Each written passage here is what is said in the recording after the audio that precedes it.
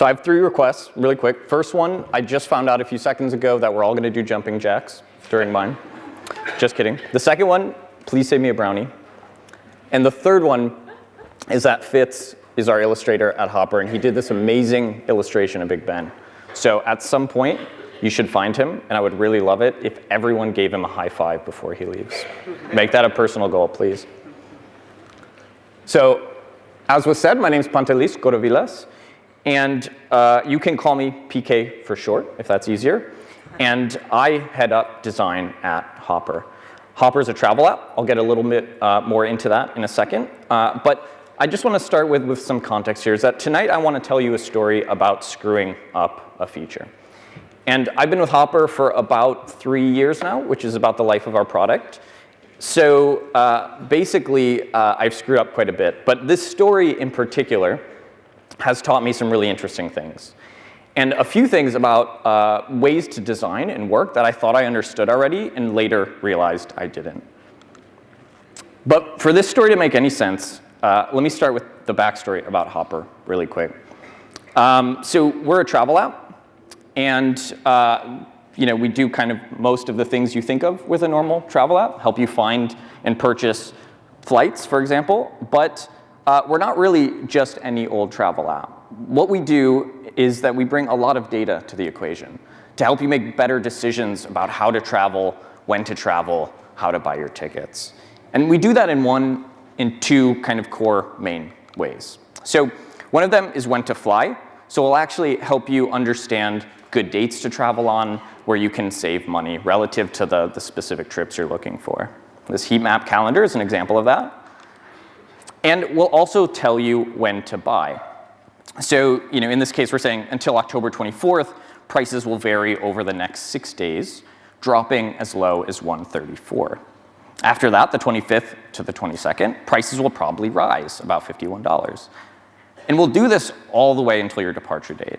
So this is one of our really big differentiators, is that we get billions of flight prices every day, and we've collected these for years now. And with that, we can give you specific dates and specific prices. So that's really cool. The heat map calendar, this among other, we give you the data so you can make better decisions. But we also are prescriptive about it too. We don't just provide the data. What I mean by that is if the price is really good and it's not going to drop any lower in the future because we know that with the data, we'll tell you that. Or in this case, we'll say, hey, you should wait for a better price. You could save as much as $40 per ticket by watching this trip. So that's really powerful.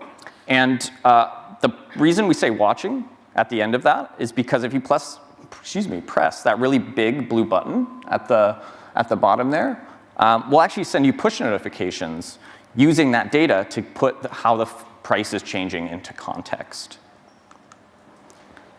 So an example of that is this. It's a trip to LA, and the price is $478. So here we're saying you should book now. Prices are unlikely to drop further. But sometimes you might see a price go down and think that you're getting a deal because it went down, but it might be dropping further yet, and you don't know that. Or maybe it's going up and you get nervous because you think it's going to keep going up, so you want to buy. So we'll tell you that as well. We'll say things like, hey, don't get nervous, don't worry about it. The price will go back down. So this is really cool, and our users really like that feeling of kind of outsmarting the system. But since that last piece, and the app is so notification driven, for a while now, our users have really kind of wanted more control over what we notify them about. And like I said earlier, we're still at our core a flight finding and booking app. So in other words, we tell you to book, right, at some certain point, and then you can do that directly in the app. We don't push you to another site. You can do it on mobile. We're mobile only. So users have also wanted more control over what they could book and what we tell them to book in the app. So this is why we started building filters into our product. And this is the feature that I screwed up. So let me tell you a little bit about that. So when we started this, we thought this was going to be a super easy win. And we thought this for 2 reasons. The first one is that there was a lot of demand for it. So our users were asking about this. We had a lot of qualitative data on it. So this had been going on for probably about a year. So we were pretty sure there's a desire for it. And the second thing is that it seemed like filters was really easy to build. So if you look at this screen, these are 3 separate apps, and this is their filters, dialog, list, whatever you want to call it. And they look remarkably similar, right? So it seemed like there was a really straightforward pattern we could take, we could adapt, we could apply, and it would be a pretty quick thing to build. So basically, we did that. This is our app. We put a filters button in the place that mattered, and we brought you to this dialog here. And because we're mobile only, one of the things that we really kind of pride ourselves on is simplifying for that platform. So we had pared it down to these few fields here. So we felt pretty good about that. We were pretty proud of how simple that was. And this actually covered 80% of our user requests, even though it looks so simple. And not only that, but because we're prediction driven, you could still accurately predict prices when you applied these filters. So not only had we maintained that, but it was simple. So we thought we had nailed this. But plot twist, that was not the case. So 2.6% of your users might be really cool if you're optimizing something. That could be really material, especially if it's like a conversion or booking flow or something like that. But when you're adding filters for a small product or a new feature for a small product, 2.6% is kind of like doing nothing. And having spent months, because of the prediction data and all of that to do this, we spent months to basically do nothing. So that kind of felt like waste, and it felt a little bit like failure as well. And the bigger problem seemed to be that we didn't actually know what went wrong. So how many of you have heard this before? I'm pretty sure this is a pretty common thing. You've probably seen it in a lot of ways, said by a lot of different people. And I certainly had. And I was pretty sure I knew what this meant and that we knew how to do this. But after this was kind of all said and done, I would learn that really I understood it more in theory than I did in practice. And I also realized it's really easy to do that in our industry, partially because there's so much content available. There's so much knowledge sharing. So because I read a Medium article sometimes or find something on Twitter, I usually walk away being able to repeat it, and I feel really good about that. But that doesn't mean I know how to do it in practice. And I thought that wasn't the case until now. Because basically what I did was this. See, I applied a filters feature without really assessing whether it made any sense for us and without really understanding the problem. But I didn't actually realize this yet. This came after, so I screwed up again.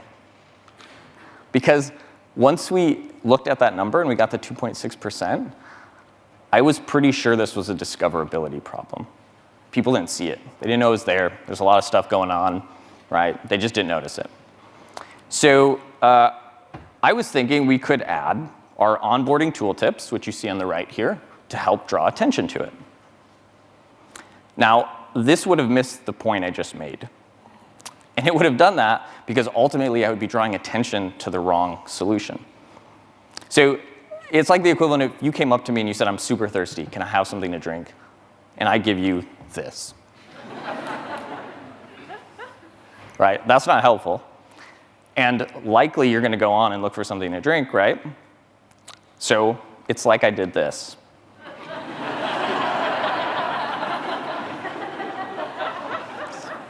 It's not helpful. So that's basically what I was proposing. That was my ingenious design solution.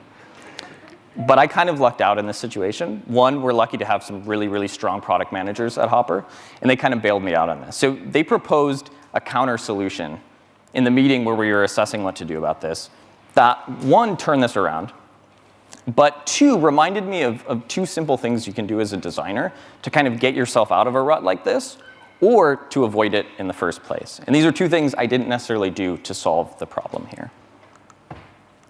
So the first thing is that she reframed the problem. And this is basically asking, is the way I'm thinking about the problem limiting my ability to solve it, or the solutions I can think of?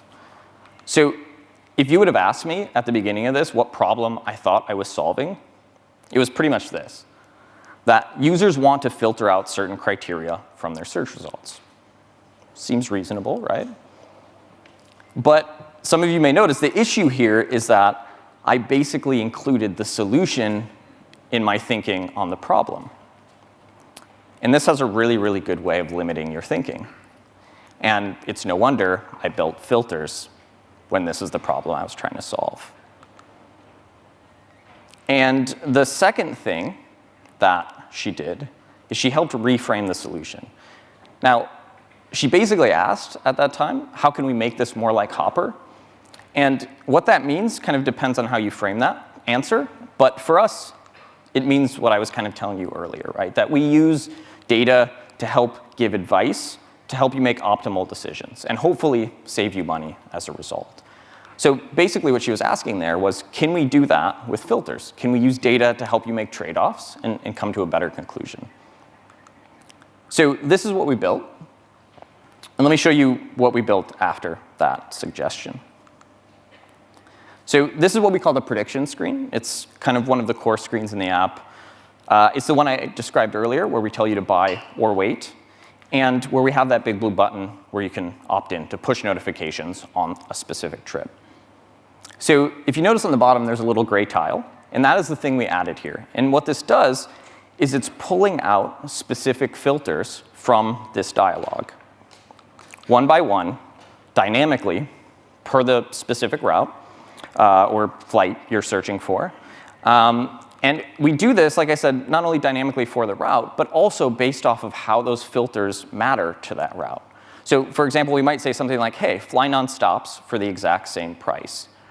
Or don't want to wait, flights with short layovers cost an extra $91. So you can weigh the trade-offs there. And maybe $91 is a lot, so you won't apply it. But maybe you're looking at an international flight where a layover is an issue and you're already spending $1,000. Maybe $91 isn't really that much.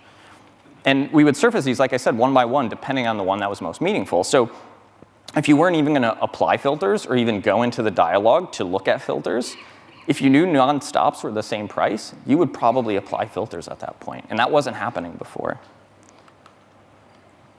And if you press this button at the bottom of it, that is, again, dynamic, but it says, in this case, choose nonstop only, we immediately apply that filter. So we basically bypass completely the flow we built the first time. And as a result, we kind of remove friction from it. But if you think about it in the context of what we had in the first one, you had to press one button just to see the filters. Then you had to press a button or two to pick the filters. Then you had to press something again to apply the filters and then see what the result was. Where here, we're not only helping you make the trade-off, but in one tap, you're applying it. And the results of this were huge. 23%, right? So the original number was 2.6. So this is basically 10x it, right? That's huge. That's huge. And that's nearly a quarter of our users. And we also learned that basically those who applied filters, because they were getting more content that was relevant to them, they were also converting better. So this had a material effect on our business, right? And it was basically these two things that helped change something from a complete waste, 2.6%, and I was surely going on a path to continue that trend, to something that's really successful and really impactful on our business. So we were kind of lucky that it happened a bit organically in that meeting where we were talking about what to do. But you can actually kind of do these as specific exercises. And that's one of the things I didn't do in the process and could have. So there's many ways you could do this, but I'll focus on a couple that have worked for me in the past. So one of the things, right, was reframe the problem. And this is basically about asking whether or not that's limiting your thinking on how to solve it. So as an exercise, you can literally just write down the problem you think you're solving in a sentence. And then do it again. And again. You can do it on a whiteboard. You can do it on paper, whatever, until you're out of ideas. And then keep doing it, because bad ideas can actually push you in new directions as well on this. And it seems kind of silly, right, that you're just writing down a sentence in a lot of different ways. But actually using different words can kind of push you in new directions. And at a minimum, you can still start to see a bigger picture. You can still see how things relate in maybe a way you didn't before. And there's a Stanford professor, her name is Tina Seelig, as I have up there, who actually called this something. She had a word for it, it's frame storming. And for her, it was an exercise as well, kind of a deliberate thing you could do. And it's about seeing new avenues, right? Creating new ways of thinking that otherwise you might have missed. And also, at a minimum, like I said, it's about spending more time with the problem. So she uses an example here, a really simple one, about a birthday party for a friend called David. She says, maybe the first question you would ask is, how should we plan a birthday party for David? Now, what's happening there is it's already assuming it's a party. You're now locking yourself into setting up this event as a party. What happens if you change it to what can we do to make David's birthday memorable, right? That completely changes your options, right? And what happens if you completely remove the birthday piece out of it, right? How can we make David's day special, for example? You might end up finding yourself going into solutions that have nothing to do with the birthday, but could be completely acceptable for a birthday, right? Maybe even more meaningful. So we basically did this. I think that's why that example is so interesting, is I included filters right in my solution, or my problem, excuse me. And these are a couple tweets we got at the time we were building this. One actually uses the word filter in a way. But what they're doing here is not necessarily proposing a specific solution, right? They're telling you about their problem. And this is what reframing the problem is about, is trying to understand the underlying reasons for that. So at no point were they really asking for filters in its kind of UI sense. They weren't asking for a dialogue. They weren't asking for a list. They weren't asking for a slider or buttons. They wanted me to solve something. That's what it was about. So what would have happened if I reframed it? Users don't want to see certain flights in their search results. That might open up different options. There's filters is maybe a part of that, but there's potentially other solutions. But you can also broaden that, right? Users want more control over what we notify them about. What does that mean? Could you give them more control over other things? That broadens your scope. And one of the valuable things in doing an exercise like this is just doing that, playing with different scopes, ways of framing it. And words are one way to do that, but you start to see new patterns. So one way to kind of do that is to go really broad, just intentionally to see what happens, right? So you could even say, I want Hopper's app to learn my preferences. Right? That could really broaden the way you do it. Maybe you don't even give inputs. You can actually learn from them. Now it's a completely different solution. And the other one here was reframing the solution. And this is more, in a way, about constraining your solution in certain ways. But the exercise can be fairly similar. In a way, just kind of writing those down and playing with different ways of constraining and framing how you build a solution. So an example is, you could say, can I solve the problem with a single user action? Simple, but it's basically just saying, can I simplify this, right? That's a constraint of simplification. You could also say, can I move the feature out of a menu and into the core interface? This is about where it lives in the hierarchy, within the user flow. That could lead you to new ideas and solutions. In our case, it was basically this. Can I use data-driven advice to help give context to different filtering choices? Now, that's a little wordy, but what I realized, too, is that this is basically what design principles are built around. Company-specific constraints that you decide to apply to your solutions. And in our case, it kind of happened organically because our product manager knew that design principle, or knew that principle of our company, and was able to say, can it be more like Hopper, which was referring to this kind of wordy constraint. So doing these two things won't guarantee success. This is kind of a nice story, right? It doesn't always result that way.